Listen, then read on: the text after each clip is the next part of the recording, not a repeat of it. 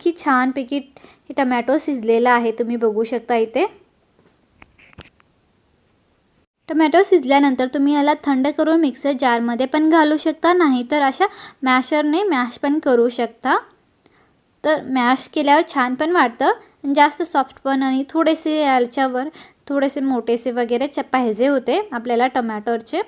तर याला मॅश करून घेतलेलं आहे, तुम्ही बघू शकता एक पेस्ट सारखं हे तयार झालेलं आहे।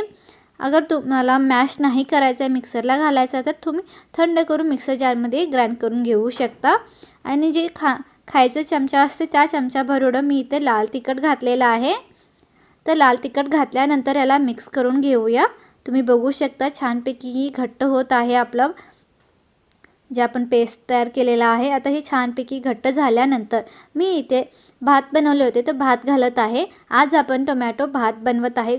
खूप इझी आणि टेस्टी पण वाटतं। रोज रोजचे तेच भात वगैरे खाऊन, चपाती रोटी भाकऱ्या वगैरे खाऊन तुम्हाला बोर वाटत असेल, तर तुम्ही अशा प्रकारे सिंपल आणि टेस्टी भात रेडी करून घेऊ शकता। टोमॅटो भात आपल्याला रेडी झालेला आहे।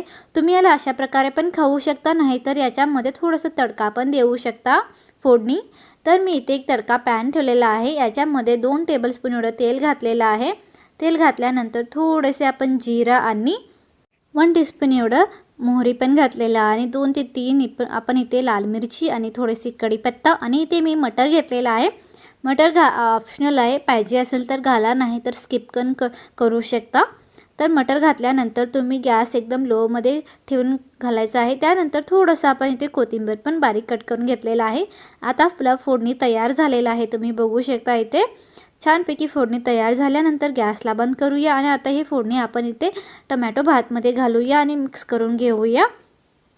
तर सिंपल आणि टेस्टी आपला टोमॅटो भात रेडी झालेला आहे। तुम्हाला तसंच पांढरा भात नाही खायचा असेल, तर तुम्ही अशा प्रकारे टोमॅटो फोडणी भात तुम्ही तयार करू शकता।